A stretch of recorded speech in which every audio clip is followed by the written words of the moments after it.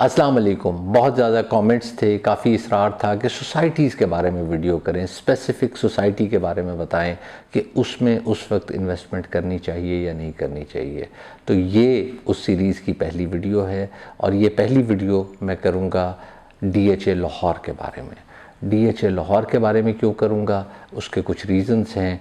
पहले तो overseas Pakistanis वो सेफ़र इन्वेस्टमेंट चाहते हैं और one of the safest investments DHA है। तो DHA लाहौर, इस्लामाबाद, कराची या छोटे शहरों में वो सारी सेफ़र इन्वेस्टमेंट्स हैं, इसलिए DHA लाहौर को मैंने सबसे पहले चूज़ किया। दूसरा, मेरे ख़्याल में जिन लोगों के पास पाकिस्तान में भी बजट है वो प्रेफर करते हैं कि DHA में इन्वेस्ट करें। और जगह पे भी लोग इन्वेस्ट करते हैं लेकिन DHA की प्रेफरेंस ज़रा ज़्यादा होती है। और अगर मैं स्कोप देखूँ तो सबसे बड़ी इन्वेस्टमेंट्स इन लैंड जिसमें मैं कहूँगा सबसे ज़्यादा प्लॉट्स वो DHA और बहरिया के हैं। तो सबसे ज़्यादा इन्वेस्टमेंट्स भी लोगों की यहीं होंगी, सबसे ज़्यादा प्लॉट्स भी लोगों के यहीं होंगे। इसलिए अगर इसे कवर किया जाए तो ये स्टार्ट एक अच्छा स्टार्ट हो सकता है हमें बताने के लिए कि क्या हमें वहाँ इन्वेस्टमेंट करनी चाहिए या नहीं करनी चाहिए। इसलिए मैंने DHA लाहौर का इंतखाब किया और बहुत जल्द आपको बहरिया पे भी अपना कमेंट करूँगा और अपनी ओपिनियन बताऊँगा। अब कुछ सोसाइटीज़ जिन पे मेरी रिसर्च नहीं होगी या कम रिसर्च होगी उस पे मैं वीडियो नहीं करूँगा, चाहे आप कमेंट्स में कहेंगे कि इस सोसाइटी पे वीडियो करें। अगर मेरी रिसर्च नहीं है तो मैं दूसरी वीडियोस देख के वीडियो नहीं करूँगा। जिन जिन सोसाइटीज़ पे मेरी रिसर्च है मैं ग्रेजुअली उस पे वीडियोस करता जाऊँगा और आपसे शेयर करता जाऊँगा। अब तमहीद इसलिए कुछ ज़्यादा लंबी हो गई कि ये मेरी पहली वीडियो है जो सोसाइटीज़ के हवाले से है और अब पहली वीडियो में थोड़ी सी तमहीद जायज़ होती है। मैं इस वीडियो को किस तरह लेके चलूँगा आपको थोड़ा सा बता देता हूँ। मैं 4 तरह के इन्वेस्टर्स के लिए ये वीडियो करूँगा। 4 तरह के मुख्तलिफ इन्वेस्टर्स होते हैं और कल को बाद में और इन्वेस्टर्स भी अगर हमारे जहन में आ जाते हैं तो उन्हें भी हम ऐड कर लेंगे अगली वीडियोस में। लेकिन मेजरली ये 4 किस्म के इन्वेस्टर्स होते हैं। तो कौन कौन हैं वो 4 इन्वेस्टर्स? प्लॉट को बाय करके प्रॉफिट पे सेल करने वाले इन्वेस्टर्स, इसी तरह रहने के लिए इन्वेस्टमेंट करने वाले इन्वेस्टर्स, उसके बाद रेंटल इनकम के लिए इन्वेस्टमेंट करने वाले इन्वेस्टर्स और आखिर में घर बनाकर बेचने वाले इन्वेस्टर्स। अब इन 4 किस्म के इन्वेस्टर्स के लिए इन्वेस्टमेंट अपॉर्चुनिटी DHA लाहौर में कैसी है ये मैं बात करूँगा। और सबसे पहले चूँकि उन लोगों का वक्त ज़ाया ना हो जो मेरी सिर्फ ओपिनियन सुनना चाहते हैं, जो एनालिसिस को नहीं देखना चाहते या मेरी जो फर्दर डिटेलिंग जो उस पर मैं कमेंट्स करना चाह रहा हूँ वो नहीं सुनना चाह रहे, तो मैं उनका वक्त ज़्यादा ज़ाया नहीं करूँगा और उन्हें बता दूँगा कि इन 4 किस्म के इन्वेस्टर्स के लिए मेरी ओपिनियन क्या है कि बाय होना चाहिए, स्ट्रॉन्ग बाय होना चाहिए, सेल होना चाहिए, न्यूट्रल होना चाहिए, क्या होना चाहिए वो मैं आपसे पहले शेयर करूंगा और उसके बाद इन चारों टाइप्स को थोड़ा थोड़ा डिस्कस कर लूँगा। और डिस्कशन पे थोड़ा टाइम लग जाएगा लेकिन अगर आप सिर्फ मेरी ओपिनियन सुनना चाह रहे हैं तो वो सुन लीजिए। बाय करके प्रॉफिट पर सेल करने वाले इन्वेस्टर्स के लिए मैं ये कहूँगा कि डोंट बाय। इसी तरह रहने के लिए इन्वेस्टमेंट करना चाह रहे हैं जो इन्वेस्टर्स, उनके लिए मैं न्यूट्रल हूँ, यानी कि नेगेटिव भी नहीं हूँ, पॉजिटिव भी नहीं हूँ। रेंटल इनकम के लिए इन्वेस्टमेंट करने के लिए मैं बाय कहूँगा। और फाइनली जो चौथी ऑप्शन है वो घर बना के बेचने के लिए इन्वेस्टमेंट, इसे मैं स्ट्रॉन्ग बाय कहूँगा। सबसे पहले मैं बात करता हूँ बाय करके सेल करने वाले इन्वेस्टर्स के लिए कि उनके लिए मैंने डोंट बाय क्यों कहा। अब हुआ ये कि DHA मार्केट में गैप्स थे, इसमें अपॉर्चुनिटीज़ थीं, लेकिन पेंडेमिक के दिनों में हमारे जो ओवरसीज़ पाकिस्तानीज़ थे उनमें से कुछ लोगों को इनसिक्योरिटी जॉब की या बिज़नेस की हुई, ख़ासकर ये सऊदीया और दुबई की, तो उन्होंने यहाँ इन्वेस्टमेंट करना शुरू कर दी। अब उन्होंने इन्वेस्टमेंट करना शुरू की, उन्होंने घर बनाना था। तो गैप्स कौन से थे? Phase 7 was a gap, phase 9 was a gap. तो उन्होंने उधर इन्वेस्टमेंट करनी शुरू की जिनके पास जितना जितना बजट था। तो अगर मैं फ़ेज़ 7 की बात करूं तो फ़ेज़ 7 की मैं हमेशा बहुत तारीफ़ किया करता था कि अंडर प्राइस्ड है, लेकिन प्रॉपर्टी डीलर्स हमेशा ये कहते थे कि जी इस फेज़ ने कभी नहीं बढ़ना, छोटा सा फेज़ है, बुरा सा फेज़ है। लेकिन उसके बाद ये फेज़ बढ़ता गया, एक्सपैंड होता गया, लेकिन लोगों की मुख्तलिफ रिजर्वेशंस थी और प्रॉपर्टी डीलर्स का ये कहना था कि ये फेज़ कभी नहीं बढ़ेगा। उसके बाद उसकी प्राइसेस बढ़नी शुरू हुई और इन्हीं प्रॉपर्टी डीलर्स ने फेज़ 7 की इतनी तारीफ़ें करना शुरू की कि मतलब तारीफ़ें करते नहीं थकते थे। अब प्रॉपर्टी डीलर्स जिसे सबसे बुरा फेज़ कहते थे, फेज़ 7, अगर आप परसेंटेज टर्म्स में रिटर्न देखें तो उसी फेज़ ने सबसे ज़्यादा रिटर्न दिया। भेड़ चाल चलती गई, बल्कि भेड़ चाल से पहले ही मेरे ख्याल में मार्केट ड्राइवर इस सारे प्रॉपर्टी को उठाने वाला वो डीएचए बना, और डीएचए शायद लाहौर बना, मुझे याद नहीं कराची का क्या था, इस्लामाबाद का क्या था, बट डीएचए लाहौर बना मार्केट ड्राइवर, और इसने पूरी मार्केट को आहिस्ता आहिस्ता ड्राइव किया और सारी मार्केट ऊपर गई। तो मार्केट ड्राइवर तो ये बन गया, लेकिन इसमें गैप्स बिल्कुल ख़त्म हो गए। और फिर उसके बाद हमने इन्वेस्टमेंट्स की, कुछ लोगों ने बेचा भी सही, कुछ लोग जल्दी बेच गए, कम रिटर्न लिया, सब कुछ चलता रहा, लेकिन इवेंचुअली अब इसमें स्कोप बहुत कम रह गया है। इवेंचुअली प्राइसेस जब बढ़ गई तो वो गैप कवर होते गए। इसी तरह जो लोकल इन्वेस्टर्स थे उन्होंने भी ये सोचा, जब प्राइसेस ऊपर जा रही थी तो उन्होंने भी इसमें इन्वेस्ट किया। अब इन सब इन्वेस्टमेंट्स की वजह से जो पोटेंशियल था हमारा या गैप्स थे वो फिल होता गया। हाँ, शॉर्ट टर्म में जिन लोगों को इनसिक्योरिटी थी और अल्लाह किया उनकी जॉब बच गई हो, पेंडेमिक से अब हम निकल आए हैं, लोगों दोबारा इकोनॉमी के चक्कर चलना शुरू हो गए हैं, तो उन्हें एक तो जॉब उनकी चलती रही और दूसरा इधर से बहुत ज़्यादा प्रॉफिट हो गया, तो काफ़ी फ़ायदा हुआ। लेकिन इसका नुकसान ये हुआ कि गैप्स कवर हो गए। अब अगर मैं बात करता हूँ 3 करोड़ का प्लॉट है, 4 करोड़ का प्लॉट है, तो मुझे ऐसा नहीं लगता कि यही प्लॉट 8 करोड़ का हो जाएगा या 6 करोड़ का। अगर 3 करोड़ का है तो 6 करोड़ का हो जाएगा अगले 2 सालों में। मेरे ख्याल में 3 करोड़ वाला प्लॉट साल में अगर 3.5 का भी हो गया तो बहुत बड़ी बात है, और 3.5 करोड़ का मतलब है 17-18% रिटर्न, जो कि कुछ भी नहीं है। हमारी डीवैल्यूएशन देखें, हमारी इन्फ्लेशन देखें, तो मुझे नहीं लगता डीएचए में अब अगर आप प्लॉट ख़रीदते हैं और प्लॉट शॉर्ट टर्म में बेचते हैं तो आपको कोई फ़ायदा होगा। हाँ, अगर आप लॉन्ग टर्म में करना चाहते हैं तो जाहिर है आपको फ़ायदा हो सकता है, लेकिन उस केस में भी अगर आप अभी ले लेते हैं तो आपको कुछ अरसे तक इतना अच्छा रिटर्न नहीं आएगा। लॉन्ग टर्म में तो डीएचए में या मे बी प्रॉपर्टी में अगर आपने सेफर प्रॉपर्टी ली हुई है, आपको वो प्लॉट मिल जाता है, तो आपको कोई ख़ास फ़र्क नहीं पड़ेगा। इसी तरह अगर मैं बात करूं कि हम फ्यूचर में इसे कब तक बहुत ज़्यादा बढ़ते नहीं देख रहे, तो मुझे तो ये लग रहा है कि 1 साल कम से कम नहीं बढ़ेगा। बाकी प्रॉपर्टी डीलर्स के हम रहमो करम पे हैं, वो बाइंग भी कर लेते हैं, बहुत पैसा आ गया है, हो सकता है वो 3 करोड़ से 6 करोड़ का प्लॉट कर दें 1 साल, 1.5 साल, 2 साल में, तो वो तो कोई गारंटी नहीं है। बट मेरे ख्याल में मेरी गट फील ये कहती है कि मैं डीएचए में प्लॉट नहीं लूँगा कि मुझे उस पे रिटर्न इतना अच्छा आ जाए, बिकॉज़ मेरी लॉजिक ये चीज़, मैं कन्विंस्ड नहीं हूँ इस लॉजिक पे कि इतना बड़ा रिटर्न आ जाएगा। हाँ, मार्केट हमारी इलॉजिकल मूव करती है थोड़ी सी रियल इस्टेट की, तो कुछ नहीं कहा जा सकता, लेकिन लॉजिक ये कहता है कि यहाँ इन्वेस्ट नहीं करना चाहिए। कमर्शियल प्रॉपर्टी में भी मेरे ख्याल में डीएचए में ज़्यादा चांस नहीं रहा अब आपको रिटर्न ऑन इन्वेस्टमेंट मिलने का। इस बात को मैं फर्दर एक्सप्लेन करूँगा एक एग्जांपल से। मेरे साथ 3-4 प्रॉपर्टी डीलर बैठे हुए थे, तो वो मुझे कह रहे थे कि आपने एक प्लॉट 1.5-2 करोड़ का लिया था फेज़ 7 में, और आज वो 2.5-3 करोड़ का है, तो आपका अब वो 1.25-2 करोड़ पे तो नहीं जाएगा, अब तो वो बढ़ गया, आपको प्रॉफिट आ गया, तो आपको तो प्रॉफिट ही प्रॉफिट है। तो मैंने उनसे ये कहा कि ये आप किसी नातजुर्बाकार शख्स से या किसी अनपढ़ शख्स से बात करें तो शायद वो आपकी बात मान ले, लेकिन लोगों ने अब प्रॉपर्टी को काफ़ी जान लिया है, काफ़ी समझ लिया है, अब ऐसी बातें ना किया करें। और मैं कुछ वीडियोस में भी देखता हूँ कि ऐसी बात कर रहे होते हैं कि आपको तो फ़ायदा ही फ़ायदा है, आपने सस्ते दामों लिया था। हम उसे टाइम के साथ एवेल्यूएट कर रहे होते हैं कि इस टाइम में मुझे कितना रिटर्न मिला।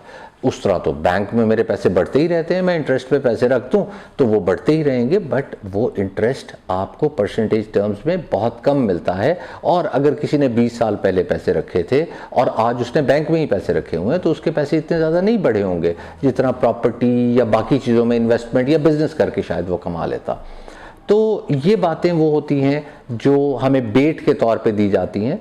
अदरवाइज़ मैं हमेशा ये देखता हूँ कि अगले कुछ टाइम पे क्या इन्वेस्टमेंट मैं करूँगा और उस पे मुझे कितने % रिटर्न आएगा और कितने सालों के लिए मैं वो इन्वेस्टमेंट कर सकता हूँ। तो अगर उस हिसाब से देखें, हमने बहुत अच्छा रिटर्न लिया है, लेकिन दूसरी तरफ मैं कंस्ट्रक्शन बिजनेस में हूँ, मैं कंस्ट्रक्शन की बात करता हूँ, मेरे ख्याल में 2021 में या 2020 के एंड में रेट 100 रुपये था सरिये का, आज 210 रुपये है, तो 100% तो वो भी बढ़ गया। हाँ ठीक है, आप कह सकते हैं कि इतना अरसा सरिया स्टोर नहीं किया जा सकता था, स्टोरेज कॉस्ट होती, मल्टीपल फैक्टर्स होते, या मे बी सीमेंट की भी इसी तरह 70-80% प्राइस हाइक हो गई है, तो बाकी चीज़ों में भी कीमतें बढ़ी हैं। अगर आप किसी और चीज़ में इन्वेस्ट करते तो भी बढ़ती, लेकिन आगे अब जितनी बड़ी इन्वेस्टमेंट प्रॉपर्टी में हो गई है, मेरा अपना ख्याल है कि इसमें आपको परसेंटेज टर्म्स में वैसे रिटर्न्स नहीं मिलेंगे जो हमें मिलते रहे हैं या हम लेते रहे हैं। अब हम फर्दर उस पर इन्वेस्ट करते जाएं और उस तरह से रिटर्न ना ले सकें तो हम अपने पैसे कम कर रहे होंगे। फॉर एग्ज़ाम्पल, अगर 1.5 करोड़ से 2.5 करोड़ कर लिया तो वो प्रॉफिट तब मुझे हुआ जब मैंने रियलाइज़ कर लिया। उसके बाद लेट्स से मैंने 2 साल में ये प्रॉफिट लिया था, अब अगले 2 साल अगर वो 2.5 करोड़ पे ही रहता है तो फिर मैंने 1 करोड़ 4 साल में कमाया, आज मैंने 1 करोड़ 2 साल में कमाया। इसके अलावा मेरी इन्फॉर्मेशन ये है कि कुछ बड़े बड़े इन्वेस्टर्स इस वक्त DHA से निकल रहे हैं। अब जब वो निकलते हैं बड़े इन्वेस्टर्स तो प्राइसेस रुक जाती हैं। अब वो कब जंप इन कर जाएं दोबारा मार्केट में नहीं कहा जा सकता। अगर मुझे इन्फॉर्मेशन मिली तो अगर मैं सोसाइटीज़ की आपको अपडेट दे रहा हूँ तो आपको ज़रूर बताऊंगा, और अगर इन्फॉर्मेशन ना मिली तो ऑफ कोर्स मैं आपको नहीं बता सकूंगा। इसके अलावा जो आपके रेगुलर बाइंग है, क्योंकि DHA एक ब्रांड बन चुका है, तो एब्सोल्यूट टर्म्स में तो नीचे जाने के चांसेस बहुत कम हैं। आपको एंड यूज़र हर वक्त मिलता रहता है, एंड कस्टमर हर वक्त मिलता रहता है।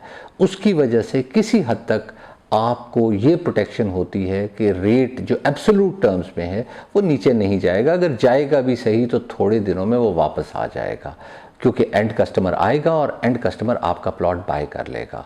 और ऑब्वियसली जब ब्रांड बन जाता है तो सेलिंग आपको काफ़ी आसानी से हो जाती है और प्रॉपर्टी डीलर्स का उतना मार्जिन नहीं रहता। अब प्रॉपर्टी डीलर्स कह रहे हैं कि हम रेट पे सेल कर देते हैं, हम सिर्फ जो रेट सेलर कहता है उसी पे बायर को दे देते हैं और कमीशन लेते हैं। उसकी एक वजह यह है कि मार्केट तेज़ है, मार्केट में हर वक्त एंड कस्टमर मौजूद है। हाँ, ये एक अलग बात है कि उन्होंने खुद होल्डिंग कर ली होती है और एंड कस्टमर का वेट कर रहे होते हैं, और 1-2 महीने बाद जब एंड कस्टमर आता है तो उसे निकाल देते हैं, वो एक अलग बात है। बट अदरवाइज अगर आपके पास उसकी होल्डिंग है तो आपको अच्छा रेट मिल जाना चाहिए। DHA की प्राइसेस बढ़ने की एक बहुत बड़ी रीज़न ये भी है कि मेरे ख्याल में मलिक रियाज साहब इस वक्त लाहौर के मामले में सो रहे हैं। उन्होंने एग्रेसिवली इस पे वर्क नहीं किया। देखिए, हमें इख्तलाफ हो सकता है मलिक रियाज से, उनकी स्ट्रैटेजी से, उनके वे ऑफ वर्किंग से, लेकिन एक बात है कि उन्होंने एक बहुत ज़बरदस्त ब्रांड बनाया है और वो ब्रांड किसी हद तक DHA के मुकाबले में लाके खड़ा कर दिया था। इस वक्त उनका शायद फोकस लाहौर पे नहीं है। साथ में मेरे ख्याल में जो उनकी मैनेजमेंट है, ऑफ कोर्स वो नहीं, जो नीचे वाले, उन्होंने कुछ ऐसे डिसीजंस लिए हुए हैं, ऐसे अर्निंग सोर्सेज बनाए हुए हैं जिसकी वजह से बहरिया में वो गेंस आपको नहीं मिल रहे जो बाकी मार्केट में मिल रहे हैं। तो मेरे ख़्याल में जब मलिक रियाज साहब जाग गए और लाहौर पे उन्होंने फोकस कर लिया तो डेफिनेटली वो इस पे कोई ना कोई एक्शंस लेंगे, और जब वो एक्शंस लेंगे तो फिर बहरिया में आपको ज़्यादा पोटेंशियल नज़र आना शुरू हो जाएगा। अब ये कब होता है कब नहीं होता, लेकिन अगर ये हो गया तो DHA की स्टैग्नेशन और ज़्यादा लंबी हो जाएगी, क्योंकि बहरिया में आपको बहुत कम प्राइस पे प्लॉट मिल जाता है। इसके अलावा कुछ और सोसाइटीज़ ने भी DHA के मॉडल को रेप्लिकेट करना शुरू कर दिया है। अब जब रेप्लिकेट करना शुरू किया है तो वही फैसिलिटीज़, वही ब्रांड्स, वही सब चीज़ें, प्लेग्राउंड्स, मल्टी स्टोरी बिल्डिंग्स, ये सब कुछ वहाँ भी आने लग गई हैं। उन्होंने अपने बायलॉज भी DHA की तरह सख्त कर लिए हैं। वो अब इंश्योर करते हैं, फोर्स करते हैं कि आप कमर्शियल एक्टिविटीज़ नहीं कर सकते घरों में। तो इस सब चीज़ों का इम्पैक्ट अब आएगा डीएचए पे, क्योंकि अब डीएचए का कंपटीशन आ जाएगा। एक चीज़ जो हम इग्नोर करते जा रहे थे और करते जा रहे हैं क्योंकि हमें पैसे बच रहे थे, वो है डीएचए की लोकेशन। डीएचए के कुछ एरियाज़, फेज़ 7 के कुछ एरियाज़, इसी तरह डीएचए 9 टाउन। अब 9 टाउन में 5 मरले का प्लॉट आपको 1 करोड़ से ऊपर का मिल रहा है, और मैं तो ये कहूँगा कि शहर का पिछवाड़ा है वो, और आपको ट्रैवल करने के लिए और सेंटर ऑफ सिटी में आने के लिए आपको बहुत टाइम लग जाता है। जबकि सेंटर ऑफ सिटी में आपको 5 मरले का प्लॉट 1 करोड़ से थोड़ा सा ज़्यादा, या 1 करोड़ का, या 1 करोड़ से में भी थोड़ा सा कम का मिल जाएगा। आपको जौहर टाउन में मिल जाता है, आपको फैसल टाउन में ऐसी ऑप्शंस मिल जाएंगी। I don't know, model town में भी शायद आपको ऐसी ऑप्शंस मिल जाती हों कि 5 मरले का प्लॉट आपको इस प्राइस रेंज में कहीं ना कहीं मिल जाए। तो ये एक बहुत बड़ा डिसएडवांटेज है डीएचए का, जो कि हमें किसी न किसी स्टेज पे रियलाइज़ होगा, और एंड कस्टमर को जब ये रियलाइज़ होना शुरू हो गया तो फिर प्रॉपर्टी डीलर्स के लिए थोड़ा सा मुश्किल हो जाएगा कन्विंस करना और चीज़ों पे। लेकिन हैविंग सेड ऑल दिस, मैं फिर भी ये कहूँगा कि डोंट बाय तो है, लेकिन अगर प्राइसेस थोड़ी नीचे जाती हैं अभी, तो सेल की ऑप्शन डीएचए के केस में नहीं है, क्योंकि अच्छा ब्रांड बन चुका है। रहने के लिए इन्वेस्टमेंट करना डीएचए में, इसे मैंने न्यूट्रल रखा था, और न्यूट्रल रखने की एक वजह लोकेशन थी। लोकेशन, मैंने आपको करंट लोकेशन की तो बात कर दी, लेकिन अगर मैं 10 साल बाद देखूं कि लाहौर की लोकेशन कैसी होगी, तो मेरे ख्याल में शायद हम बहरिया को बेहतर रेट कर रहे हों इस इन टर्म्स ऑफ लोकेशन, जिसे शायद मैं ज़ीरो रेट किया करता था जब बहरिया शुरू में बना था कि बहुत दूर है। अब इतना दूर नहीं लगता। कुछ अरसे बाद, 10 साल बाद, शायद बहरिया हमें बहुत अच्छी लोकेशन लगे और डीएचए से ज़्यादा बेहतर लोकेशन लगे। तो ये तो डेफिनेटली एक डिसएडवांटेज है कि फ्यूचर में भी ये डिसएडवांटेज रहेगा, डीएचए की लोकेशन इतनी अच्छी नहीं रहेगी। अब मैं बात कर लेता हूँ, अब ब्रांड है, ये भी मैंने आपको बताया है, स्टेटस सिंबल है, लोग वहाँ रहना चाहते हैं। आप डीएचए में रहते हो तो शायद आपको बिज़नेस ज़्यादा मिलता है। कुछ लोग ये कहते हैं कि बच्चों के रिश्ते ज़्यादा आते हैं अगर आप डीएचए में रहते हैं। एक और पॉजिटिव जो डीएचए का है वो ये है कि बहुत सारी फैसिलिटीज़ आपको मिलती हैं जो आपको बाकी सोसाइटीज़ में शायद नहीं मिलती या बहुत कम मिलती हैं। हाँ, अब नेगेटिव्स पॉजिटिव्स मैं मिक्स करके बताता जा रहा हूँ। नेगेटिव एक ये है कि आपको डीएचए में जो सिक्योरिटी, जो मेरे ख्याल में डीएचए को बढ़ाने में जिसका बड़ा हाथ है, डीएचए का बड़ा नाम करने में बड़ा हाथ है, अब सिक्योरिटी वहाँ वैसी नहीं रही। सिक्योरिटी बहुत डिटेरिएट कर गई है, सिक्योरिटी के जो स्टैंडर्ड्स थे वो बहुत डिटेरिएट कर गए हैं, जबकि बाकी सोसाइटीज़ ने सिक्योरिटी बहुत बेहतर कर ली है। और कुछ जगह पे जहाँ सिक्योरिटी का बहुत इशू होता था, centre of city Johar Town में बहुत इशू हुआ करता था, तो वहाँ अब घर इतने बन गए हैं और लोगों ने प्राइवेट लेवल पे सिक्योरिटी इतनी बेहतर कर दी है कि ये मेरे ख्याल में डीएचए को डिसएडवांटेज होगा। एक और चीज़ जिसकी इंतहाई कमी महसूस करता हूँ वो है डीएचए में हस्पताल। महंगे महंगे प्राइवेट हस्पतालों के अलावा डीएचए लाहौर में आपको हस्पताल नहीं मिलता, और मेरे ख्याल में अगर डीएचए एक ब्रांड है, एक अच्छी सोसाइटी है, तो इन्हें रीजनेबल प्राइसेस वाले हस्पताल बनाने चाहिए। अब आपके पास नेशनल हॉस्पिटल है या डीएचए से बाहर निकले तो आदिल हॉस्पिटल है, वो भी डीएचए के अंदर नहीं है, और कुछ छोटे मोटे और होंगे जिनका मुझे नहीं पता, और वो बहुत एक्सपेंसिव हैं। अगर दूसरी तरफ मैं देखूं तो डीएचए ने खुद एक अस्पताल बनाया हुआ है जिसका शायद 95% लोगों को पता ही नहीं होगा, और वो इतना छोटा है कि उधर आपको ना एडमिशन मिलता है ना ट्रीटमेंट मिलती है। तो मेरे ख्याल में ये अथॉरिटी की रिस्पॉन्सिबिलिटी है और ढेरों ढेर अस्पताल बनाएं। कमर्शलाइजेशन का एक एडवांटेज है कि आपको पता होगा कि आपके घर के साथ ब्यूटी पार्लर या मे बी ट्यूशन सेंटर ऐसी कोई चीज़ नहीं खुलेगी। अगर कोई कमर्शियल एक्टिविटी होगी तो वो कमर्शियल एरिया में होगी, आपके घर हमसाया ये नहीं शुरू कर देगा। प्लेग्राउंड्स का डिसएडवांटेज है, प्लेग्राउंड जितने नहीं हैं। हाँ, मेरे जैसी उम्र के लोगों के लिए गोल्फ कोर्सेज या may be walking tracks, jogging tracks वो हैं, लेकिन बच्चे तो फुटबॉल खेलना चाहते हैं, क्रिकेट खेलना चाहते हैं, तो वो अपने पार्क्स में बच्चों को एट टाइम्स बैट के साथ, बॉलों के साथ घुसने ही नहीं देते। शायद उसकी वजह से शायद मेंटेन्ड ज़्यादा पार्क्स हैं, लेकिन बच्चों को ये एक्टिविटी तो हमें देनी है। लास्टली अब कुछ कंपीटिंग सोसाइटीज़ हैं जिन्होंने ये सब कुछ करना शुरू कर दिया है और शायद डीएचए से बेहतर करना शुरू कर दिया है। तो इसलिए घर बनाने की ऑप्शन अगर आपको अच्छे से समझ आती है, आप प्रॉपर्टी को बहुत अच्छे से समझते हैं, आप फोर्सी कर सकते हैं चीज़ों को, तो शायद आप DHA जितनी अच्छी सोसाइटी ढूंढ लें और उससे बहुत कम पैसों में ढूंढ लें और वहाँ आप अपना घर बना लें। तो अगर आपने घर बनाना है तो उसके लिए आपको अब और ऑप्शंस मौजूद हैं। अगर आपकी रिसर्च बहुत अच्छी है तो आप उधर इन्वेस्ट कर लीजिएगा। अगर आपकी रिसर्च इतनी अच्छी नहीं है तो आप DHA में इन्वेस्ट कर लें। और इसीलिए मैंने DHA को न्यूट्रल रखा है, क्योंकि DHA में इन्वेस्ट करना घर बनाने के लिए कोई बुरी ऑप्शन नहीं है, लेकिन आपको कम पैसों में इसके बराबर या इससे थोड़ी कम अच्छी ऑप्शन मिल जाएगी। रेंटल इनकम के लिए DHA लाहौर में इन्वेस्ट करना बहुत अच्छी ऑप्शन थी, बहुत अच्छा रिटर्न मिल जाता था, रेंट बहुत अच्छा हुआ करता था।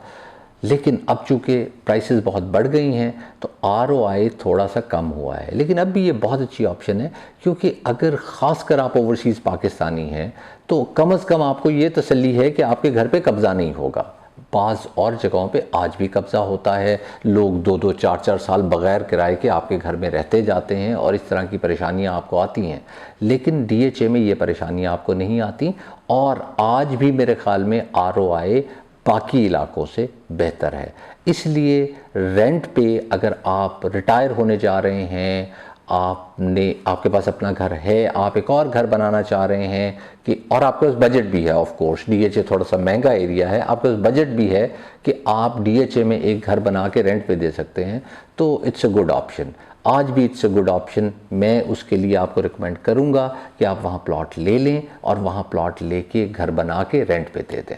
लेकिन इसे मैं अब स्ट्रॉन्ग बाय नहीं कह रहा। स्ट्रॉन्ग बाय मैं इसे इसलिए नहीं कह रहा क्योंकि अब प्राइसेस ऊपर चली गई हैं तो ROI थोड़ा सा कम आ गया है। अगर मैं प्लॉट बाइंग प्राइस और कंस्ट्रक्शन प्राइस को कंपेयर करूं रेंटल प्राइस से, तो मेरे ख्याल में ये जो आपकी प्लॉट बाइंग प्राइस है और आपकी कंस्ट्रक्शन प्राइस है ये बहुत ऊपर गई है, रेंट उतने ऊपर नहीं गए।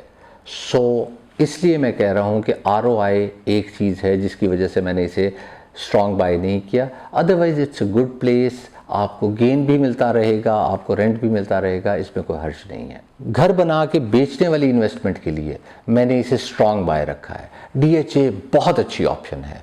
DHA हो गया, कैवलरी हो गया, टैक्स सोसाइटी हो गया, मॉल टाउन हो गया, ये महंगे एरियाज़ हैं, आपका बजट शायद इजाज़त ना दे, लेकिन इनका फ़ायदा ये है कि इधर घर जल्दी भी बिकता है और आपको रिटर्न भी अच्छा दे के जाता है। ऑफ कोर्स अगर आपने सही से सारा प्रोसेस नहीं किया, आपको इस चीज़ का एक्सपीरियंस नहीं है, तो शायद आप घर बेच ही ना सकें, आप कहीं भी ना बेच सकें। लेकिन अगर हम रिलेटिव टर्म्स में बात करें तो बाकी सोसाइटीज़ के मुकाबले में DHA में घर आपका जल्दी बिक जाता है और आपको बहुत अच्छा रिटर्न देता है, क्योंकि DHA अब एक ब्रांड बन चुका है। आप किसी भी मैं कंस्ट्रक्शन को छोड़ के, मैं मे बी रियल इस्टेट को छोड़ के किसी भी और चीज़ को देख लें, आप कॉस्मेटिक्स को देख लें, आप कपड़ों को देख लें, जो ब्रांड्स होते हैं उनमें हमेशा आपका मार्जिन ज़्यादा होता है और DHA ब्रांड बन चुका है। तो अगर आप घर इधर कंस्ट्रक्ट करके बेचते हैं, यकीनन आपको बहुत अच्छा रिटर्न मिलेगा। आपने सिर्फ सही से प्रोसेस फॉलो करना है, उसे सही से इम्प्लीमेंट करना है, उसकी मार्केटिंग स्ट्रैटेजी सोचनी है, ये सब आपको करना पड़ेगा। लेकिन उसके बाद आप बहुत अच्छे से यहाँ रिटर्न ले सकते हैं। लीजिए, हमने DHA से स्टार्ट कर लिया अपने इस सीरीज़ को, जिसमें हम सोसाइटीज़ के बारे में बात करेंगे। आज के लिए इतना कुछ था। अगली सीरीज़ की किसी किस्त में किसी और सोसाइटी को लेके आऊँगा और आपसे डिस्कस करूँगा। अब मुझे इजाज़त दीजिए। अल्लाह हाफ़िज़।